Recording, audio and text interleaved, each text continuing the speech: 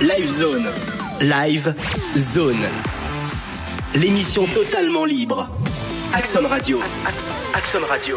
Salut les amis, vous êtes sur Axon Radio, bienvenue, c'est Live Zone, l'émission où on ne s'interdit rien. On parle de tout et aujourd'hui on va parler du château de Fougeray avec sa propriétaire Véronique Geffroy. Bonjour Véronique. Bonjour. Comment ça va ?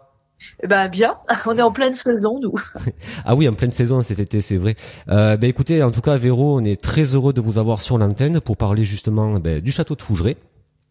Et avant de parler du château, j'aimerais parler plus précisément d'une pétition que vous avez lancée sur Facebook. Une pétition qui concerne donc Notre-Dame de Paris, puisque le 15 juin dernier, malheureusement, la France entière a pris connaissance de l'incendie de Notre-Dame, un monument que tous les Français adorent. Et j'aimerais quand même avoir votre avis. Je sais que vous avez été très choqués. Ah oui, vraiment. Oui. Et du coup, vous avez lancé une pétition. Disons que moi à la base je suis vraiment une amoureuse du patrimoine parce que c'est d'abord je suis historienne donc voilà, mais les pierres me parlent et c'est du savoir, c'est de la connaissance.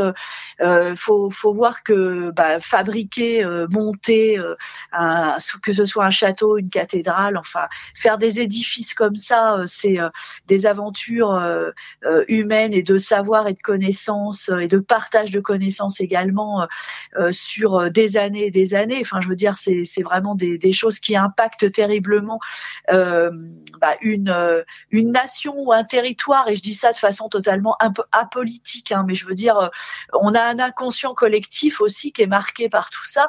Moi j'étais très choquée évidemment que ce symbole en fait parte en fumée comme ça. Bon après je vais pas revenir sur les causes parce que on voit tout et rien, on suppose des tas de choses, on nous balade un peu, enfin bon voilà. Mais par contre moi ce qui m'a vraiment outrée c'est que des entreprises, des multinationales, des grosses sociétés veuillent s'emparer comme ça du chantier de Notre-Dame. Ça n'est absolument pas de leur ressort déjà au niveau des compétences, puisque moi tous les ans je fais le salon du patrimoine au Carrousel du Louvre et c'est quand même on a quand même des artistes, on a des compagnons, on a des hommes de l'art, des gens qui gagnent très peu d'argent, c'est pas du tout des gens riches, c'est des gens passionnés, c'est des gens qui ont ce savoir séculaire qu'ils transmettent comme ça à chaque génération, etc. Et ce savoir qui a fait ses preuves, puisqu'il faut quand même voir que dès qu'on a des inondations, des coups de vent, des tempêtes, notamment souvent dans le Midi, j'ai remarqué, on a des maisons neuves qui se cassent la figure et qui tiennent pas, alors qu'on a des ponts comme à Vaison-la-Romaine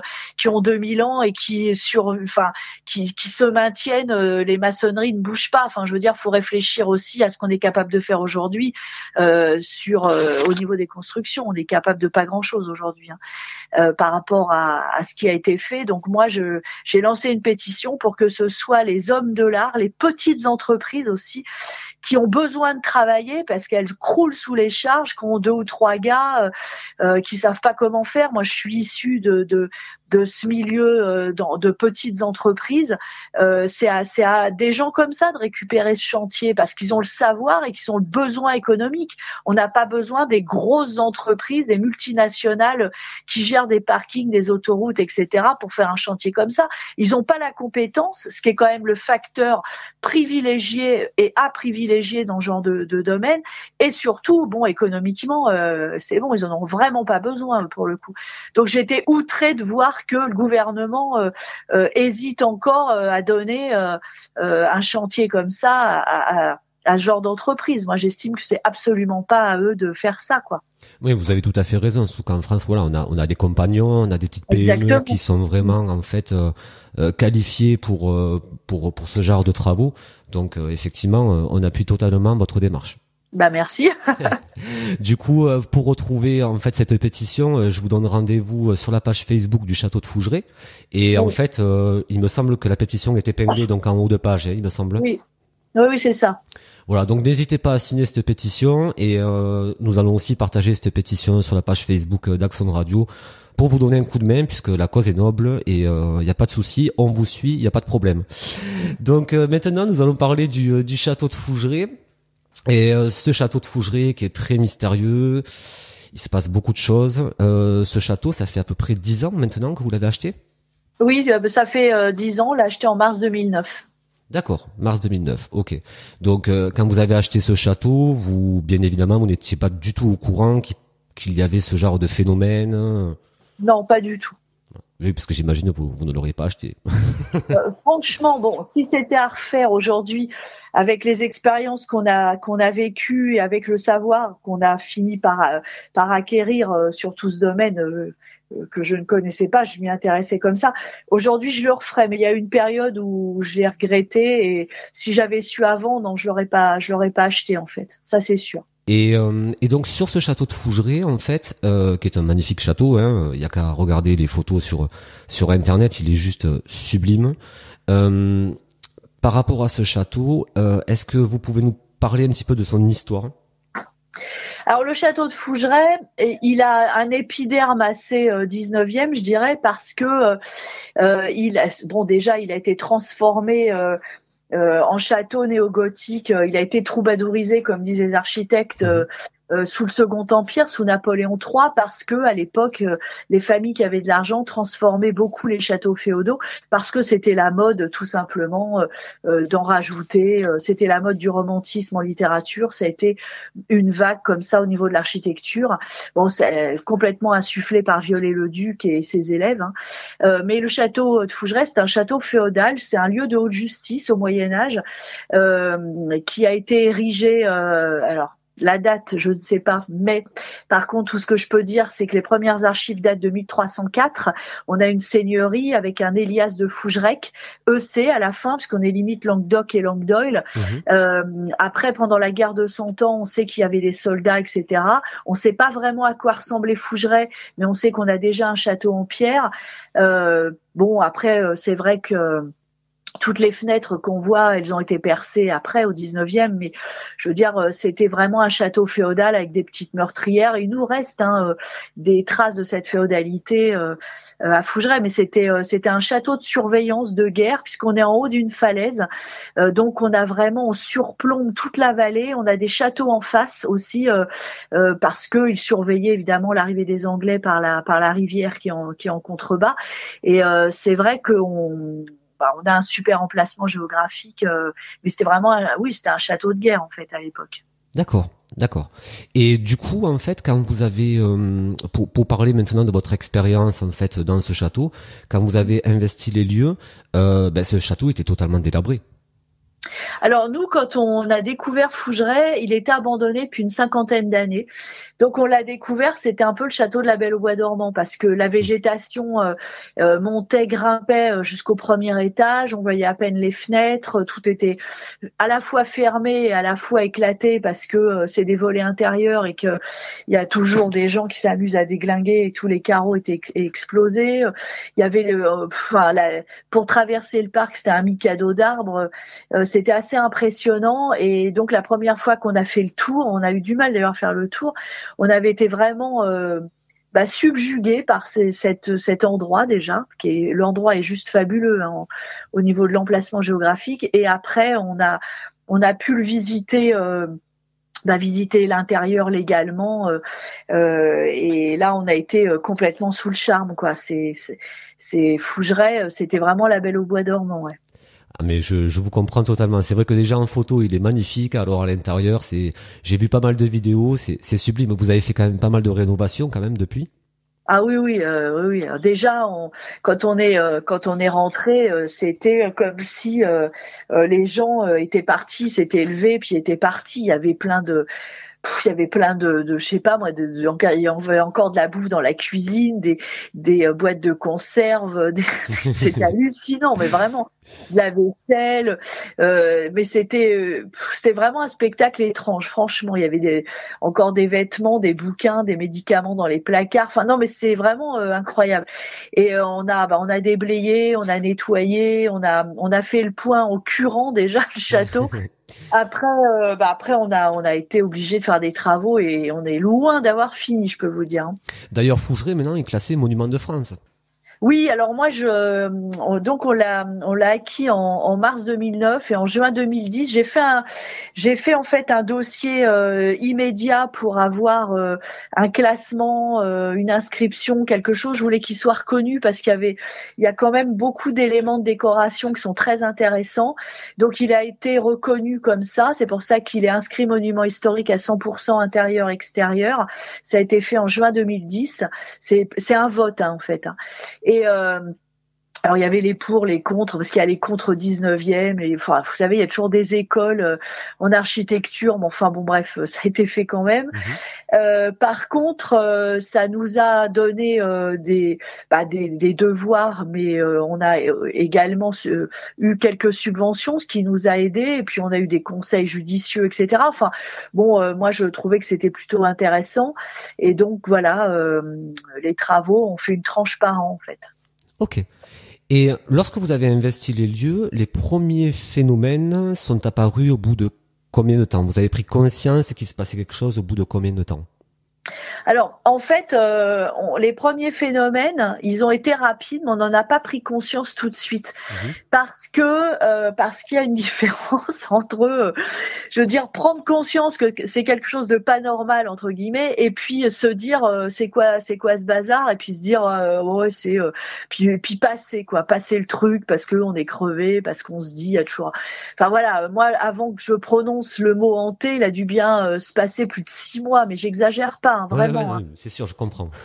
Ah oui, je veux dire sur le coup, mais ça a été très rapide, vraiment très rapide, parce que sincèrement, nous, quand on a investi les lieux, on a eu les clés, etc. Quand on a investi les lieux, je sais pas moi, quelques jours après, mais vraiment, on a eu des choses étranges. Mais c'est après coup qu'on s'est dit, mais tu te souviens de ça, machin, c'était bizarre et tout. Mais vraiment après coup, sur le coup, non, on a bien mis 6 mois, ouais. D'ailleurs, au tout départ, il me semble, pour avoir suivi vos aventures au château de Fougeray, vous aviez un chien qui était quand même, qui réagissait quand même pas mal. Il avait un comportement qui n'était pas normal. Ah oui, Ursule, ouais, c'est clair. Mon labrador, ouais, il est décédé, il avait 14 ans. Mais c'est vrai que, alors ce chien, il était extraordinaire parce que franchement, lui, il avait des comportements mais incroyables, et sur le coup, on les comprenait pas. Bon, on a eu plusieurs chiens à la ferme, je ne comprenais pas. Je sais pas, il se mettait à jouer comme s'il y avait un autre chien dans la cour, il se mettait à jouer tout seul, il aboyait dans le couloir contre quelqu'un qu'on voyait pas, il longeait les murs aussi, il rasait les murs des fois, puis des fois il contournait des obstacles invisibles. Enfin, il nous a fait des sketchs complètement incroyables. Mais ça, on l'a compris après. Hein. Sur le coup, on se demandait ce qui se passait. Et pendant les visites, je me souviens, mon chien, une fois, il était collé à moi, mais je l'avais, mais vraiment collé sur les mollets. Je me disais, il va me faire tomber. Je disais tout le temps Ursule et tout. Puis à un moment donné, il s'arrêtait net et il contournait un obstacle qu'on voyait pas. Il se mettait à aboyer. Et puis il y a des gens qui disent, mais vous l'avez dressé pour ça? Je dis non, pas du tout. Mais moi, sur le coup, je comprenais pas du tout ce qui se passait. Et c'est vrai que, on a percuté après qu'il devait être hyper réceptif à tout ça, parce que les animaux, moi je pense qu'il y a des animaux un peu comme chez les gens, ils sont pas tous réceptifs au même niveau, parce que le chien que j'ai actuellement, donc qui est un jeune chien par contre, lui non, il réagit pas du tout de façon particulière à Fougeray. Oui, il n'a aucune réaction et il réagit pas comme le labrador que vous aviez au départ, oui. Ouais. Ouais, c'est intéressant. Du coup, ça confirme quand même que les animaux sont capables de percevoir certaines choses. Alors, comme vous dites, pas tous, mais comme les humains. Hein. Mais du coup, c'est vrai que de fil en aiguille, ça vous a permis de comprendre certaines choses. En fait, ce qui nous a vraiment mis le doigt dessus, parce que là, sur le coup, moi, je disais à François que je pensais qu'on avait fait une erreur, de casting, que c'était qu'on s'était trompé tout simplement, et que c'était pas un lieu fait pour nous, parce que moi, je sais que les premiers temps, je me sentais très très mal dedans. Et je pensais qu'à repartir. Quand je rentrais, je comprenais pas pourquoi, j'étais pas à l'aise. Et puis quand je sortais de Fougeray, mais j'étais triste, mais complètement vraiment pas bien. Enfin, c'était une catastrophe. Et il nous arrivait plein de trucs et on s'en est pas parlé. Et c'est peut-être 6 mois après, on a fait une émission sur le patrimoine, une émission de télé. Et j'avais dit à une journaliste, mais je crois que j'ai fait une erreur, je me sens absolument pas bien dans ce château. Et comme ça, en rigolant, elle me dit ah mais si tu veux, moi je connais quelqu'un qui rentre en contact avec la mémoire des lieux, comme ça, il pourra te dire. Et elle fait venir cette équipe de 3 personnes. Alors, la première fois qu'ils sont arrivés, j'avais un fou rire nerveux parce que moi, tout ce qui était j'y croyais pas vraiment, tout ce qui était comme ça, Ghost Hunter, tout ça, je trouvais ça plutôt folklorique. Et en fait, cette nuit-là, ça a bouleversé ma vie parce qu'on a eu les premiers PVE, on a eu une photo très étonnante aussi d'une dame blanche dans les escaliers. Enfin, on a vraiment vécu des trucs de dingue. Et ils m'ont expliqué, il y avait un médium dans le groupe qui m'a expliqué comment ça marchait, etc. Enfin, comment les âmes pouvaient rester sur des lieux comme ça. Et sur le coup, je l'écoutais et j'étais un peu, puis après, j'ai recoupé tout ce qui nous était arrivé. Et ma fille qui m'a parlé aussi qu'elle avait vu 2 fois une dame très rapidement, elle y croyait à peine. C'est assez évanescent. Moi, j'avais vu une silhouette traverser le couloir, mais je croyais que j'avais mal vu. Enfin, moi, à chaque fois, on se disait non, on a rêvé, on est fatigué. Et puis plein de trucs comme ça mis bout à bout, on s'est rendu compte que le lieu était vraiment très chargé. Mais ça, moi, sur le coup, ça m'a plutôt contrariée, par contre. Oui, je comprends, oui. J'imagine que effectivement ça doit contrarier plutôt pas mal parce que bon, c'est perturbant. Quand vous avez pris conscience de tout ça, quand vous avez vu de vos yeux certaines choses, est-ce que dans votre esprit, parce que c'est compliqué, c'est un choc quand même pour le côté rationnel, c'est très compliqué pour encaisser ça. Du coup, après votre perception de la vie, elle a changé? Complètement, oui. Parce que si vous voulez, moi je trouvais ça quelque part bon. Pourtant, je suis pas quelqu'un je me suis tout le temps posé des questions. Je suis pas quelqu'un d'athée en me disant bon, il y a rien derrière. Enfin, je suis plutôt agnostique, hein. Je suis pas non plus, je pense pas qu'il y ait quelqu'un avec une barbe blanche et une houlette qui a tout créé en 7 jours. Mais enfin, je veux dire, voilà, je suis pas quelqu'un complètement fermé à tout ça, mais je me disais qu'il était quand même plus aisé de croire qu'après la mort il y ait rien et que c'est puis point, c'est tout, qu'on était juste de passage et que point, terminé, parce que ça nous évitait de nous poser 3000 questions non plus sur le bien, le mal, enfin voilà. Et ça a tout remis en question parce que je me suis dit en fait pour bien mourir et pour être bien après, faut bien vivre. Faut bien vivre, pour être bien dans l'après, faut accepter la mort, donc faut bien mourir aussi. Faut être réveillé aussi, et puis il y a une notion de bien et de mal, de karma, de retour, enfin après ça met beaucoup de choses en question, si vous voulez, sur la vie terrestre, l'après-vie, etc. Et ça m'a quand même, ça nous a d'ailleurs tous, hein, dans la famille, ça nous a complètement bouleversés, si bien que bon, c'est vrai qu'après on a décidé finalement d'en parler. On a reçu pas mal de gens, de médiums, etc. Et c'est vrai que les expériences qu'on a vécues, plus on allait dans les expériences et plus on cherchait à comprendre, plus on se rendait compte qu'en effet, tout ce monde de l'invisible existe bel et bien, quoi. Alors justement, vous parlez de médium. Il y a plusieurs médiums qui interviennent donc sur Fougeray, puisque vous faites des séances spirites. Le public peut venir en fait passer une nuit à Fougeray, faire des séances. Oui. Je précise que tout ça, bien sûr, ça vous aide aussi pour la reconstruction du château, pour la rénovation. Oui. Tout à fait. À 100%. Donc, du coup, j'aimerais vraiment, depuis que vous côtoyez donc ces médiums, certains sont devenus vos amis, comme Clarisse par exemple. Oui, je vais pas tous les citer, mais c'est vraiment celle qui m'a le plus impressionné. J'aimerais savoir si les contacts médiumniques peuvent apporter de la connaissance et de la compréhension aux vivants. Alors, moi, très franchement, je pense que oui. À partir du moment où vous parlez avec quelqu'un qui est vraiment un médium, qui n'est pas un charlatan et qui vous explique déjà sa propre histoire, comment c'est venu, parce que bon, les médiums ont leur histoire aussi, ce don.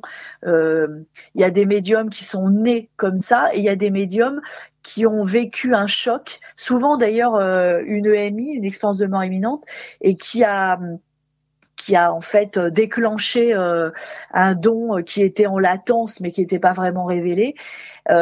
Clarisse, c'est un décès de quelqu'un de très proche. Florence Hubert, c'est une expérience de mort imminente, par exemple. Christelle Dubois était comme ça toute petite aussi, mais elle a eu un grave accident. Et c'est souvent des chocs comme ça. Philippe de Ségur, qui est le premier médium qui est venu m'expliquer tout ça avec la télé, la journaliste, là, c'était une crise cardiaque. Alors voilà, c'est des gens qui ont côtoyé à un moment donné comme ça la mort et qui sont tout à fait à même d'expliquer vraiment ce qu'ils ont vécu, comment ça marche de l'autre côté, comment finalement à un moment donné on lâche prise avec le matériel et voilà, c'est assez incroyable d'ailleurs parce que moi j'ai eu des contacts en contact défunt, vraiment très touchants parce que un bon médium qui va vous faire du contact défunt, d'abord il vous pose absolument aucune question. Hein, il est clair que il refuse que vous parliez pour pas être influencé et il va employer le même vocabulaire que le défunt, les mêmes expressions. Il va vous donner des mots, évocateurs de ce défunt, qui va vous évoquer des souvenirs avec lui, etc. C'est précis, en fait, c'est la précision qui va faire qu'un médium, vraiment, ça va vous tilter. Vous allez dire, oui, cette personne-là, c'est ok, il a vraiment le bon contact, c'est quelqu'un de sérieux, si vous voulez. C'est pas quelqu'un qui va vous donner des infos vagues, hein, parce que ça, les infos vagues, tout le monde peut en donner. Et moi, j'ai vraiment été complètement... moi au début je me disais non, c'est pas... Puis en fait oui, si, c'est vraiment incroyable. Enfin moi j'ai eu vraiment des choses incroyables. Donc c'est vrai que ça nous a complètement bouleversé, si bien qu'après on a décidé de quelque part de transmettre ça aussi parce qu'on a trouvé que c'était intéressant et pour transmettre, pour partager, pour faire des petites initiations à notre échelle, c'est-à-dire on parlait avec les gens, etc. C'est vrai que quand on a créé les soirées, c'était pour ça et moi j'apprécie vraiment d'en parler avec les gens qui viennent, qui sont intéressés, qui ont plein de questions, qui en ressortant du médium me regardent, disent, ah oui c'était vachement intéressant, etc. Enfin voilà, moi je trouve que c'est un vrai échange quoi.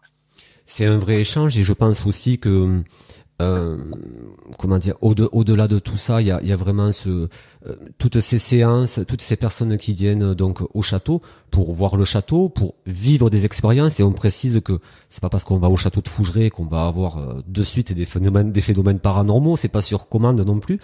Ça serait compliqué. Mais en fait, aujourd'hui, pour vous voyez tout ça comment? C'est-à-dire que maintenant, avec beaucoup de recul, est-ce que c'est pas trop compliqué à gérer quand même pour vous, votre famille? Est-ce que vous octroyez parfois des moments de repos? Est-ce que vous vous dites voilà, des fois j'ai besoin de lâcher prise, j'ai besoin de voilà.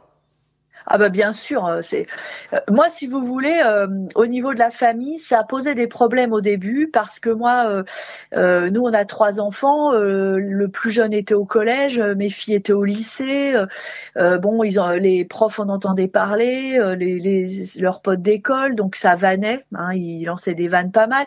Mes enfants le vivaient pas bien parce que ils disaient bon maman c'est bon tes trucs là, nous à l'école on veut pas entendre parler de ça,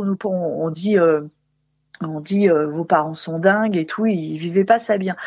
Bon maintenant ils sont adultes maintenant, les enfants ils ont 24, 28 et 30, donc je veux dire ils ont fait leur parcours intellectuel. J'ai même ma fille aînée qui travaille dans les énergies puisqu'en fait elle a fait 5 ans d'école de médecine chinoise, donc elle est vraiment à fond dans les énergies, donc enfin d'une autre façon pour le soin, mais je veux dire elle travaille sur les chevaux uniquement, mais bon, je veux dire, c'est quand même quelque part, c'est pas si éloigné. On est vraiment dans le monde de l'énergie, etc. Mais si vous voulez, c'est au début pour la famille, ça a posé de vrais problèmes.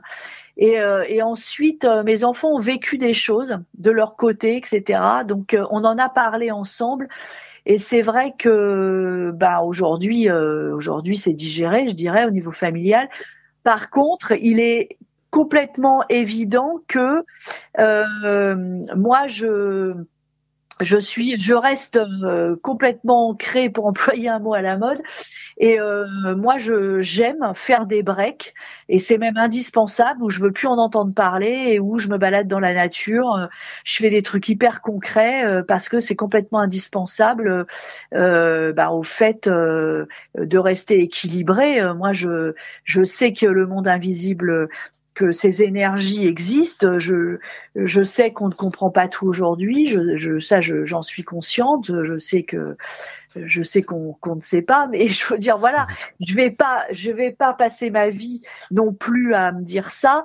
Moi, moi, en plus, je reçois des gens qui sont souvent dans le désarroi, ils ont perdu quelqu'un de proche, ils sont pas bien, ils se posent des vraies questions, etc.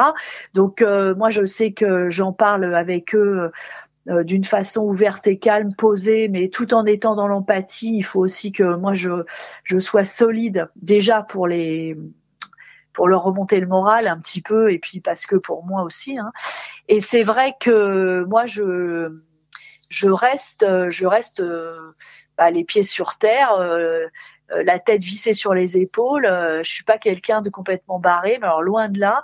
Et moi j'ai besoin de faire des vrais breaks, j'ai besoin d'avoir des vrais rapports avec des choses toutes simples, comme la nature, les balades, des choses toutes simples qui font que je reste quand même dans le terrestre, parce que c'est ce que je dis aux gens qui viennent, hein. Je dis nous il faut être conscient qu'il y a l'invisible, il faut être conscient qu'il y a des forces, des énergies qui nous dépassent totalement, il faut être conscient de tout ça. Mais il faut pas sombrer dans ce genre de truc. Faut rester quand même dans notre vie terrestre, puisqu'on est là pour le savoir, on est là pour évoluer. Mais l'évolution, elle passe par le concret, elle passe aussi par une vie terrestre digne. Et le matériel n'est pas non plus parce que après il y a des gens excessifs. Le matériel, c'est pas bien. Non, le matériel, c'est un peu notre croix, ce qu'on a apporté dans cette vie-là. Et le matériel, ça fait partie de notre vie. Faut rester aussi positif, mais faut rester complètement réaliste, tout en étant optimiste, quoi. Vous voyez ce que je veux dire? Ah oui, sinon c'est la folie qui nous guette, quoi. Donc il faut surtout pas. Moi vraiment, je tiens tout le temps je rebalise les choses comme ça, hein, tout le temps. En tout cas, ce qu'on peut dire, c'est que vous êtes quelqu'un d'ouverte, mais vous n'êtes pas crédule. Voilà, vous avez beaucoup réfléchi sur tout ce qui s'est passé. Et aujourd'hui, vous vous posez peut-être davantage de questions aujourd'hui qu'il y a 5 ans en arrière. Ah ça, c'est forcé. C'est évident, parce que, si vous voulez, avant, moi, les questions, je m'en posais, évidemment. On a eu des PVE, on a eu des photos. Je me posais quand même des questions, j'étais étonnée, etc. Et plus on avance, en fait, dans le temps, d'abord, après, on s'est documenté, etc. là-dessus. Forcément, c'est indispensable avoir une certaine connaissance des phénomènes qu'on étudie, en général d'ailleurs, hein, quoi que les gens fassent de leur propre intérêt dans le paranormal, que ce soit pour, je sais pas, les PVE, que ça soit pour l'imagerie, que ça soit pour tout ce que vous voulez, parce que c'est hyper vaste, l'inexpliqué en règle générale. Mais il faut avoir une connaissance historique, je dirais, et une connaissance scientifique, si mince soit-elle, des phénomènes qu'on étudie. C'est absolument indispensable. D'abord parce que la connaissance historique, c'est très important, parce que ça va vous dire depuis quand les gens ont répertorié ça, depuis quand ils se posent des questions, ce qui a été découvert, etc. Après, on est un peu dans l'épistémologie, mais je veux dire, il faut absolument avoir cette connaissance pour comprendre et mieux aborder le sujet. Moi, je le dis tout le temps aux gens, quand je fais la visite, par exemple, je parle des tables tournantes, je parle de la Ouija, je parle de tout ça, je leur explique, voilà, c'est à partir de quand on s'est mis à faire ça et pourquoi on s'est mis à faire ça. Faut recontextualiser historiquement. C'est hyper important. On passe à côté de tout sinon. La compréhension, c'est aussi une porte, une ouverture à la compréhension du passé, de l'avant, une ouverture sur ce que vous allez comprendre sur le présent et le futur de ce que vous faites, de l'objet de recherche. Sinon, vous passez à côté de tout. C'est vraiment une hyper superficielle, quoi. Donc moi, je sais que je m'intéresse particulièrement au phénomène de ce que les Américains appellent les Jotlings ou de poltergeist, peu importe du nom employé, mais je veux dire, moi ça m'intéresse parce que moi j'ai vécu des choses qui dépassent l'entendement, là franchement, je suis pas la seule, heureusement. À Fougeray, on est quand même plusieurs témoins à avoir vécu des trucs complètement ahurissants. Et ben moi je m'intéresse aux travaux qui ont été faits en amont. Et ça me donne déjà du crédit à moi-même. Je me dis ce qu'on a vécu, on l'a bien vécu. Et puis je me dis, il y a d'autres gens qui ont répertorié les mêmes choses que nous. Ils ont eu ça, pareil. Ils ont constaté que quand les objets se déplacent, après ils sont chauds. Ils sont chauds dans certaines conditions. Et ça, je l'ai remarqué aussi. Eux ont remarqué la même chose et tout. Ça crédibilise les choses et ça fait qu'on avance comme ça. Et donc, c'est intéressant, si vous voulez, d'avoir une connaissance globale du sujet d'étude, hein, pas uniquement de se dire ah ouais j'ai eu ça hier. Ça n'a aucun intérêt. Hein. Alors d'ailleurs, justement, en parlant de connaissances, pour les personnes qui s'intéressent au spiritisme, au paranormal, quel ouvrage vous conseilleriez ? Moi je leur conseillerais déjà de démarrer avec tous les écrits d'Alan Kardec. Oui, évidemment. Alors après, il faut pas c'est un homme de son temps, hein, Alan Kardec. Hein. Moi, quand j'étais à la fac d'histoire, on nous disait tout le temps faites attention quand vous lisez un historien, c'est un homme de son temps. Donc c'est vrai on nous disait ça en historiographie, c'est-à-dire qu'on peut pas prendre tout comme argent comptant puisque chaque époque a une mentalité et les écrits transpirent ça, hein, forcément. Mais je veux dire c'est quand même intéressant de voir comment tout ça s'est déclenché, la pédagogie qu'il y a mise pour expliquer aux gens les esprits, ce que c'est, etc. La vie des sœurs Fox aussi, vous trouvez des ouvrages là-dessus, c'est quand même intéressant aussi. Elles ont mal fini, mais moi je pense que elles ont subi des pressions pas possibles et que une femme au 19e, elles ont pas forcément supporté.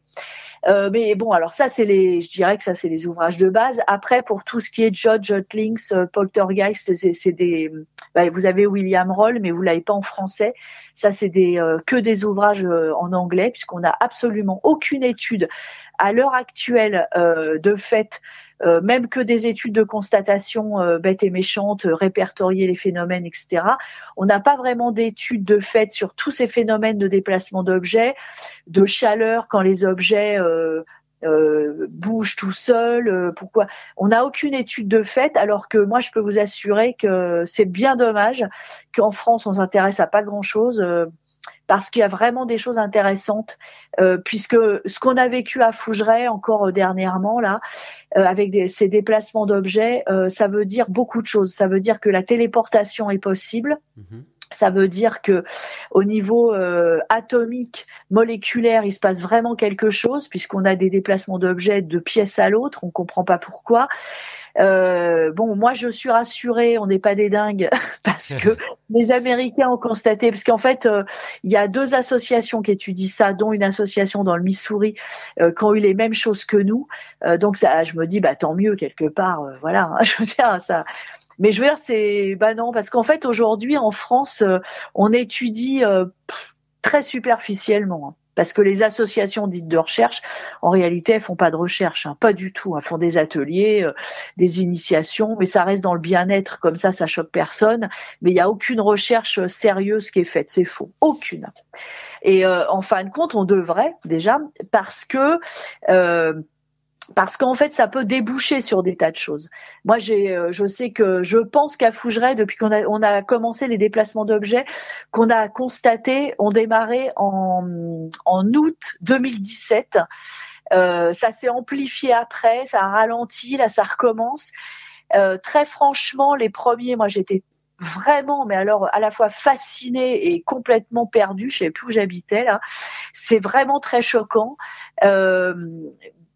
On a eu des trucs complètement hallucinants, des objets qui traversent les murs, enfin des trucs vraiment incroyables. Je pensais pas que ça existait. Moi, ça m'a vraiment bouleversée à un point pas possible. Ça existe. Ça, c'est clair. Il y a d'autres gens qui l'ont vécu. Quand les objets bougent tout seuls, il n'y a pas grand-chose qui se passe, à part qu'ils font 10 mètres dans la pièce. Mais quand les objets traversent les murs, quand on les ramasse, ils sont très chauds. Donc voilà. Donc vous constatez en fait un changement de température lorsque vous touchez l'objet après qu'il ait bougé, quoi. Absolument. On a des objets, des petits objets, des gros objets. On a tout. On a des valises qui se sont déplacées. On a des chaises, des coiffeuses. C'est quand même un meuble, des tables de nuit, puis on a des petits livres, des livres de taille normale. On a eu vraiment de tout, des boules de croquet en bois. C'est le premier objet que j'ai vu claquer contre le sol et dévaler un mur Enfin, on a plein de choses, des verres. Enfin, des trucs de dingue. Et apparemment, les trajectoires sont très spéciales. Alors ça, je suis très contente que vous me parliez de ça parce que moi, au début, je comprenais rien là dans les trajectoires. C'est complètement hallucinant. Les trajectoires ne sont pas linéaires. Elles sont discursives. Et en plus, elles traversent la matière. Et ça, je suis très contente parce que tous les gens qui étudient les poltergeists et les phénomènes de Jotlings l'ont constaté. Les trajectoires ne sont absolument pas linéaires, elles ne sont pas logiques. Vous savez, vendredi dernier, on l'avait constaté l'année dernière, on avait une poignée de porte de la porte des dépendances qui a valdingué dans le château. Et moi, sur le coup, j'ai dit non, je me suis trompée, elle doit pas venir des dépendances, c'est pas possible, alors que je le savais puisque la poignée de porte n'y était plus, mais je me suis fait des raisons. Bref, je me suis fait des raisons. Et vendredi dernier, on a un petit objet qui s'amuse à valdinguer dans le château comme ça et qui a fait le trajet du château jusqu'à la maison de gardien. Il y a, moi je sais pas, il doit y avoir peut-être 50 mètres, bon peu importe, mais je veux dire, c'est complètement hallucinant. C'est complètement fou, c'est hallucinant, oui. Bah oui, c'est complètement fou et pourtant, comme disait Galilée, pourtant elle tourne. C'est ce qu'a appris Alan Kardec en parlant des tables tournantes d'ailleurs.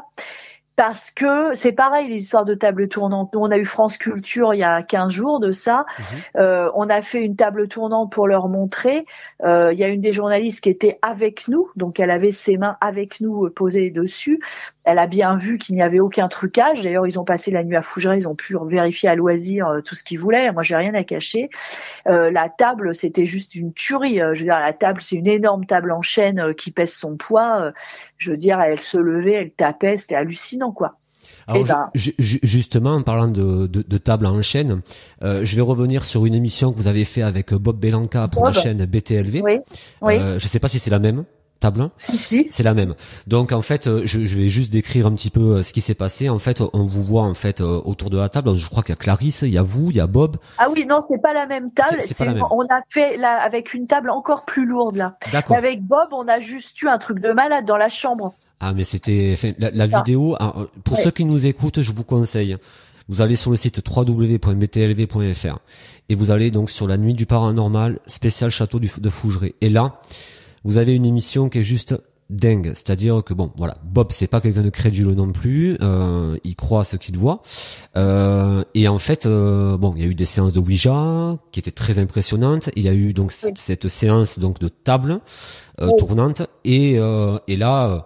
C'est juste, je vais pas tout spoiler, mais grosso modo déjà ça commence par des craquements et je précise bien que tout le monde a les mains sur la table et non pas sous la table. Ah bah bien sûr. Exactement. Et en plus il y a des caméras partout quoi. Donc on voit les pieds, on voit qu'il y a aucun problème. Et en fait cette table commence à craquer et commence à se mettre à bouger. Et on voit la réaction de tout le monde qui est juste la réaction de gens qui sont juste étonnés et époustouflés par ce qu'ils sont en train de voir. Ça se fait pas en 2 minutes, ça prend un certain temps, mais cette expérience-là qui a été filmée est juste incroyable et vraiment, moi j'en ai eu la chair de poule quoi. C'était juste dingue quoi. Bah, vous voyez, Bob, je pense que c'est quelqu'un qui est à la fois fasciné par tout ça et à la fois qui en a presque un peu peur parce que c'est vrai que franchement bon c'est quand même intellectuellement ça nous dépasse. Alors c'est vrai que la peur c'est un peu le principe de la peur quelque part, mais je veux dire ça serait un des seuls en France qui justement essaie de se poser les bonnes questions, essaie de faire avancer les choses et serait complètement d'accord pour voir au niveau de la recherche, puisqu'il m'a proposé un truc qui moi m'intéresse énormément, c'est de venir avec des scientifiques refaire toutes ces expériences, parce que le soir où Bob est venu, et bon, déjà on a eu cette histoire de table qui est complètement enfin, c'est complètement dingue, parce que la table, bon, c'est quand même une grosse table super lourde, etc. Et en ayant les mains dessus, parce qu'en fait, on a les mains dessus, mais juste en contact. On est juste les lames d'une pile. Nous, on passe l'énergie. Hein. On s'amuse pas à faire autre chose. On n'a pas, comme disent certains rigolos, de la colle sous les mains. Ah, non, mais il y a certaines personnes qui disent ça quand même. Ouais, c'est juste fou, quoi. Qu'il y avait des vérins dans les tables, qu'on avait de la colle sous les mains, enfin des trucs hallucinants. Mais bon, ça me fait rire, hein, carrément. Mais bon, bref. Donc on a eu ça. Quelques secondes après, pardon, on a eu un phénomène de déplacement d'objets complètement dingue avec Bob, et il y avait pas. Alors là, c'est dommage, il y avait pas de caméra à ce moment-là, parce que vous savez que les histoires de déplacement d'objets, c'est très très difficile de les filmer.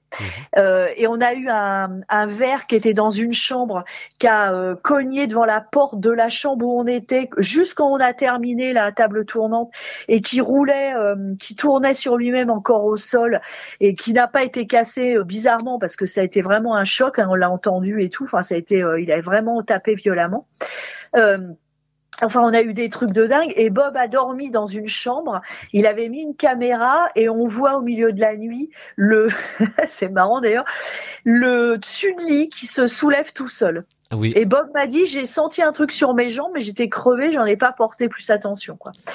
Et voilà, donc Bob, il fait comme nous en fait. Bob, il met les mains dans le cambouis, il y va, il fait des expériences, et puis il a pas peur de se mouiller, et puis il a pas peur aussi de dire les choses, quoi. Parce que dans tout ce qui est inexpliqué, on n'est pas dans le monde des bisounours, on n'est pas dans le monde du mal non plus, parce que bon, vous savez, c'est un monde qui attire les extrêmes de tous bords. Hein, on est d'accord, du bien et du mal, etc. On est dans un monde comme le monde du matériel. Il y a du bon, il y a du moins bon, il y a du pas bon. On a des joies, des peurs, on a un peu de tout. Et voilà. Puis on est des humains qui étudient ça en plus. Donc, mais je veux dire.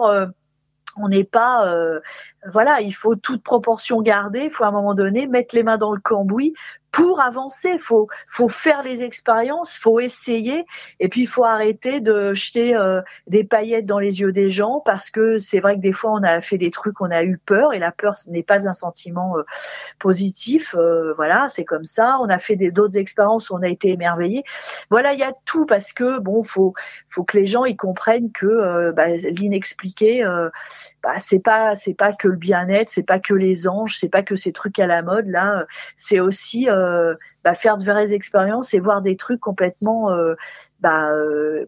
extraordinaire, pas du tout ordinaire, vous voyez ce que je veux dire. Donc, tout à fait. Et ça, faut les accepter, quoi, ces choses, et il faut essayer de comprendre. Donc moi, avec Bob, d'ailleurs, vous savez qu'on a énormément de mal à trouver des scientifiques qui acceptent de venir pour voir ça, parce que les scientifiques, ils ont peur d'être eux-mêmes décrédibilisés, quoi. Oui, ce qui est un comble quand même, puisque bon, un scientifique est censé quand même justement avoir une certaine curiosité et essayer d'expliquer un phénomène. Je pense que ça devrait faire partie justement de ses motivations. Donc je pense qu'on est encore assez fermé d'esprit là-dessus en France au niveau des scientifiques, mais par contre je pense que vous permettez quand même de démocratiser ce sujet. Aujourd'hui c'est un sujet, on arrive à en parler de manière beaucoup plus sérieusement, sans forcément générer des moqueries ou des insultes. Après, comme vous dites, il y a beaucoup de personnes des trolls sur Internet qui vont s'amuser à insulter. Mais aujourd'hui, je pense que vos témoignages, vos expériences permettent justement de démocratiser ce sujet et d'en parler de plus en plus. Oui, nous, ce qu'on essaie de faire, en fait, c'est de pas, si vous voulez, reléguer le paranormal, l'inexpliqué, tout ça. Déjà de sortir de ces clichés des chasseurs de fantômes, des trucs et des machins qui musent un peu, moi, parce que très franchement, on a vécu des trucs mais incroyables avec du matériel. Il y a aucun matériel qui réagissait, que ça soit K2, Pod ou tout ce que vous voulez. Donc je sais pas trop si ce matériel utilisé détecte bien. Donc nous en fait maintenant on a d'autres protocoles complètement différents.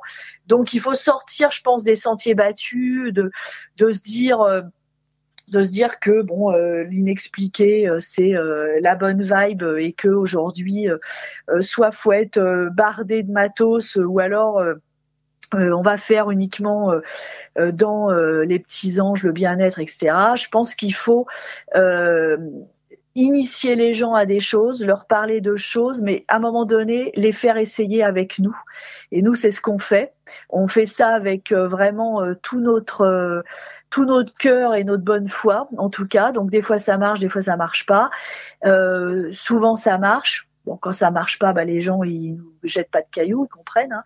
Et comme ça, ils ont passé une soirée avec nous et avec des gens qui travaillent très sérieusement et qui comme ça ils voient comment ça se passe, ils voient les résultats qu'on a. Et puis moi je trouve ça plus intéressant et plus sincère de faire ça comme ça parce que tout ce qui est inexpliqué de toute façon à un moment donné si on veut que ça s'explique, c'est pas demain, moi je pense très franchement, parce que les scientifiques aujourd'hui les scientifiques soit ils sont payés par les universités ou le CNRS et puis ils vont pas se mettre à étudier ça demain parce que sinon on va leur taper sur les doigts, hein. C'est pas, les scientifiques ne sont absolument pas libres, hein, faut pas croire. Alors là moi je suis issue du milieu universitaire. Moi j'étais pas dans les sciences dures, hein, j'étais en histoire, mais je veux dire, je sais très bien comment ça se passe et les scientifiques ne sont pas libres du tout. Ils sont enchaînés à un mode de pensée. On le voit aussi pour l'ufologie, où certains scientifiques ont complètement été mis de côté. Hein. Mais absolument, mais ça je suis tout à fait d'accord, hein. L'ufologie subit la même chose, hein, ça c'est évident. Mais c'est vrai que ce manque de liberté, ça aboutit à un manque de recherche, donc à un manque de connaissances, ce qui est bien dommage parce que moi la première fois que j'ai vu un objet bouger comme ça, un truc mais gigantesque, hein, c'était pas du tout un petit mouvement de 2 centimètres. Hein. Moi j'ai été alors là sans voix et mon mari tout de suite il a dit mais c'est dingue, la téléportation est possible. C'est marrant parce que tout de suite il a dit ça, j'ai dit mais j'étais sciée parce que il me dit ouais mais c'est dingue, la téléportation est possible. Évidemment, mais je veux dire ça veut dire que ça faut l'étudier, c'est pareil étant donné que on a des objets chauds après, ça veut dire également que au niveau moléculaire, il y a une accélération. Vous voyez ce que je veux dire? Donc pourquoi, etc. Je veux dire, c'est complètement dingue ces histoires. Il y a des gens qui disent ah oui, mais les phénomènes de poltergeist, oui, mais non, personne les étudie. Alors on peut pas savoir en réalité. Alors c'est très intéressant parce que ce phénomène de téléportation, justement, il y a peu de temps, j'ai pris connaissance d'un article, je sais plus quel site c'était, mais dans un pays asiatique, en fait, ils sont en train de travailler sur la téléportation d'atomes. Et donc les expériences vont avoir lieu là très bientôt. Donc il y a certains pays qui s'intéressent à ça et apparemment ça serait possible. Donc ça c'est affaire à suivre. Mais quoi qu'il en soit, c'est vrai que ces phénomènes de téléportation à Fougeray sont vraiment bluffants, quoi. C'est juste fou, quoi. Je voulais juste revenir avec vous sur une chose. Il y a pas très longtemps, vous avez eu un PVE qui a été très clair. Et c'était lors d'une séance de Ouija. Est-ce que vous pouvez nous en dire plus ? Ah oui, alors, en fait, on a reçu un TCiste et on a décidé, alors qui est très réceptif à tout ça et qui travaille très bien en TCI d'ailleurs, et on a décidé de faire des enregistrements pendant cette séance. Et j'ai dit comme ça, en fait, on est en train d'enregistrer. Est-ce que ça vous dérange ou non qu'on continue à enregistrer pendant notre séance? Et on a eu un éteint très net. Alors éteint, une espèce de voix moitié métallique. Haché, enfin un truc, mais le éteint on l'entend super bien et là j'étais complètement bluffée, mais vraiment bluffée.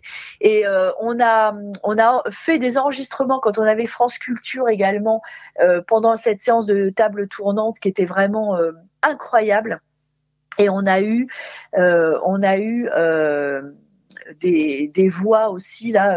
Je voulais justement les demander à Manu Delpech qui me les envoie pour qu'on les écoute à tête reposée, parce qu'on a eu énormément de voix pendant cette séance de table tournante. Ouais. Alors justement, ce PVE qui dit éteint, Oui. Eh ben on va le diffuser, on va l'écouter D'accord. et vous allez voir, c'est très impressionnant. Alors, chers auditeurs, ouvrez bien vos oreilles, ça part maintenant. Est-ce que vous êtes d'accord pour qu'on enregistre cette séance? C'est Manu qui fait beaux enregistrements, qui est là autour de la table. Est-ce que vous êtes d'accord pour qu'on enregistre cette séance? Oui ou non? Parce que là, on est en train d'enregistrer. On va avoir des PCI.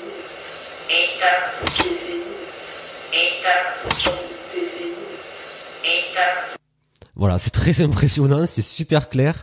Ma question, c'est est-ce que vous avez éteint l'appareil après? Oui, oui.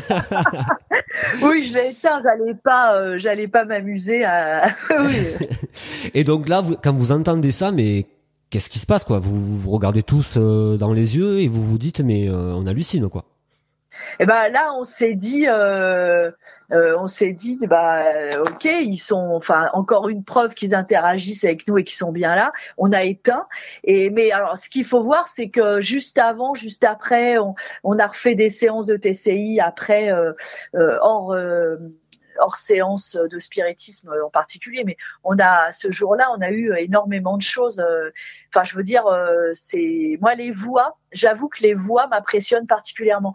Les images m'impressionnent. Hein, on a fait des très très belles images, notamment avec l'IFRES. On avait eu des images absolument incroyables avec leur machine à photographier les esprits. Et par l'IFRES, c'est l'Institut français de recherche et d'expérimentation spirit. Et c'était eux qui avaient fait une vidéo donc sur YouTube où on vous voit avec une Kinect.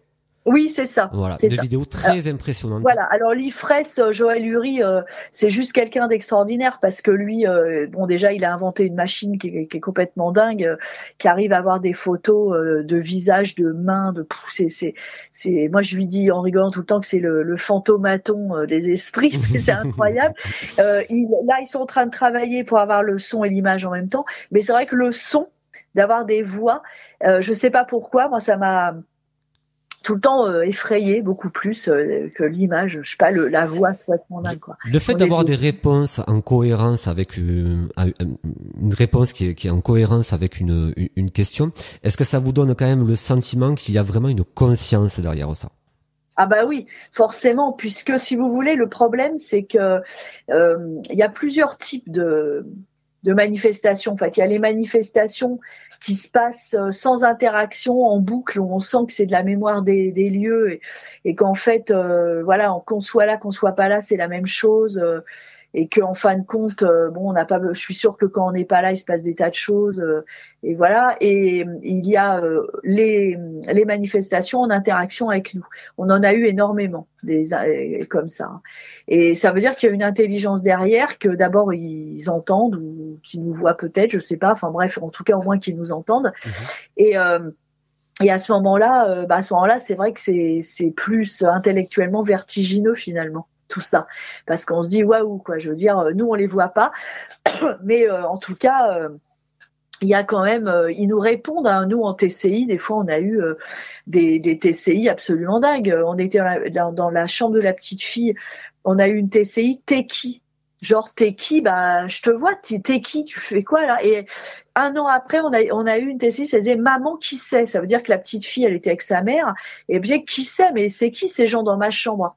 Je trouvais ça complètement dingue parce que voilà, je veux dire quelque part là il y a. Alors ça veut, en fait quelque part le temps, c'est assez bizarre parce que est-ce qu'elle nous voit dans sa chambre telle qu'elle est aujourd'hui et qu'elle nous voit nous dans sa chambre telle qu'elle est aujourd'hui? Est-ce qu'elle nous voit nous comme on est aujourd'hui dans sa chambre telle qu'elle était à l'époque quand elle était gamine, qu'elle jouait? Est-ce que il voit le château tel qu'il est aujourd'hui tout le temps? Alors moi je crois pas, parce que moi j'ai eu quelques réponses et en fait il y a par exemple une entité qui est le chevalier Jean qui nous disait je n'aime pas le château tel que tel qu'il est aujourd'hui dans son aspect architectural, enfin les changements qu'il y a eu au fil des siècles. Il nous disait que ça lui faisait de la peine de voir le château tel qu'il était aujourd'hui, mais que de temps en temps il voyait il était chez lui, tel qu'il était à l'époque. Donc c'est marrant parce que quelque part, ça veut dire qu'ils ont quelques visions d'aujourd'hui. Et puis, mais quand même, voilà, ils sont quand même dans leur époque, donc c'est comme si en fait ils traversaient le temps un peu comme un millefeuille. Si on considère qu'une feuille c'est une année par exemple, ils voient comme c'est aujourd'hui, puis que là qu'ils retournent comme c'était à l'époque parce que ça les conforte quoi. C'est assez étrange ces réflexions. On pourrait penser à ces études qui sont menées là actuellement. D'ailleurs, il y a des scientifiques qui en parlent, je ne sais plus leur nom, sur justement cette théorie des dimensions. Tout à fait. Voilà. Des dimensions parallèles, oui. Et voilà, on sait pas grand-chose là-dessus, mais ça pourrait être un début de réponse par rapport à votre témoignage. Oui. Voilà, donc il me reste en fait 2 petites questions. On a déjà pas mal dépassé le temps prévu. Je voulais juste avoir un petit mot par rapport à ces phénomènes lumineux que vous avez à Fougeray. Vous en avez eu très peu au départ, et là j'ai constaté que ça fait quelques mois en fait, vous avez quand même quelques phénomènes lumineux qui apparaissent. Alors là, j'avoue que j'étais vraiment très étonnée parce que les premières fois qu'on a eu ces phénomènes, les volets étaient fermés. On était vraiment, c'était la nuit, mais il n'était pas si tard que ça. On devait être 8 ou 9 dans le salon gothique. Et il y avait, comment vous expliquer, comme des flashs. Le premier flash arrivait sous la porte. Je vais vous parler de trucs, c'est un peu dingue, mais sous la porte, après vers l'interrupteur, après sur le mur, etc., au plafond, sur le front de quelqu'un aussi. Et moi, sur le coup, c'était comme des flashs.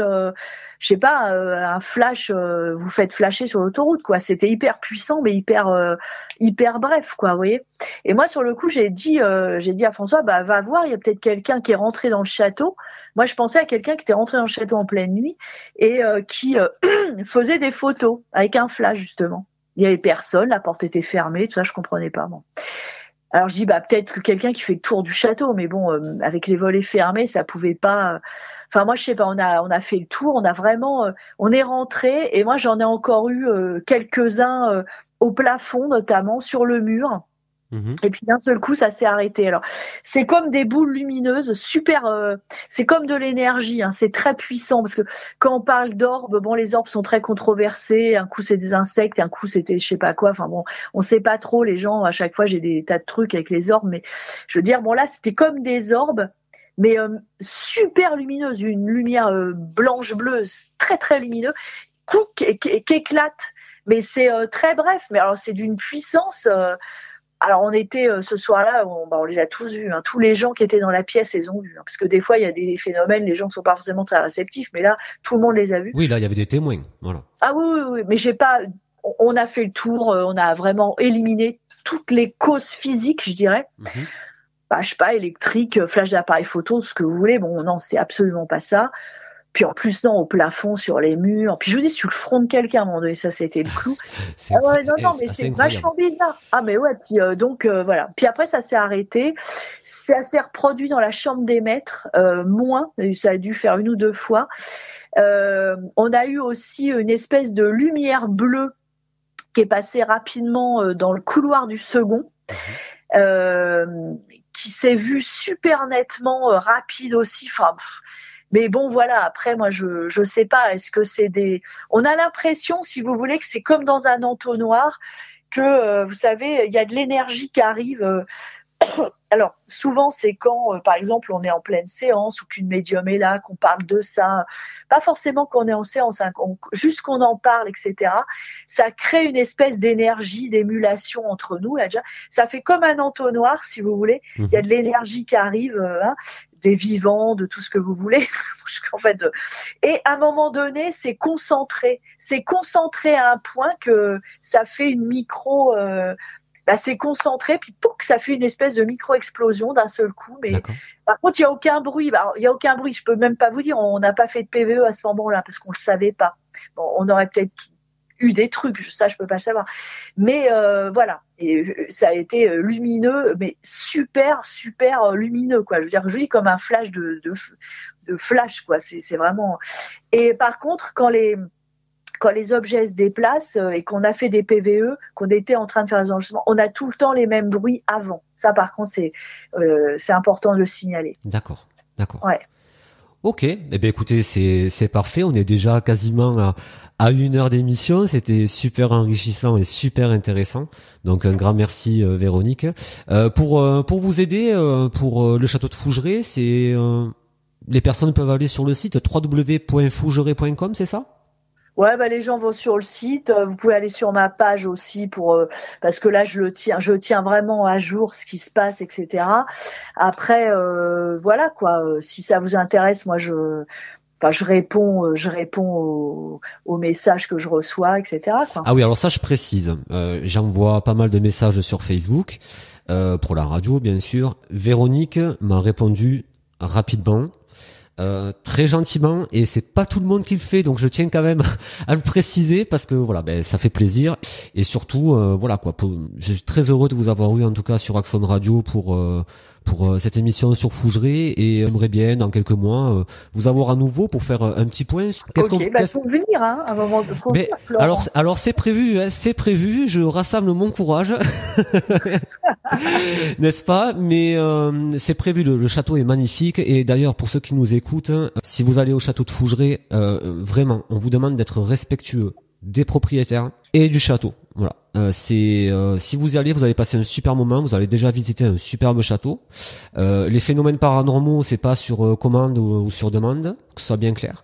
Et soyez surtout très respectueux des lieux et des propriétaires, parce que franchement, Véronique fait le maximum pour partager son expérience, et elle mérite notre respect. Donc voilà, merci beaucoup en tout cas Véronique.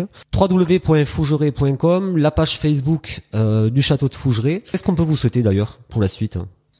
Écoutez, que tout se passe bien, et puis voilà, hein, du positif, parce que nous en fait, c'est vrai que on est dans l'échange, on aime bien en discuter avec les gens. Quand on a des trucs sympas, on en parle. Enfin voilà, tout ça c'est du positif. Hein, voilà, c'est tout simplement. Voilà, alors ça sera le mot de la fin. Tout ça, c'est du positif. Donc vous retrouverez cette interview sur la page, sur la chaîne YouTube d'Axon Radio, et sur Axon Radio bien sûr. Et en tout cas, je vous souhaite une très bonne fin de journée, Véronique. Je vous dis à très bientôt. De même, au revoir. Merci beaucoup, au revoir.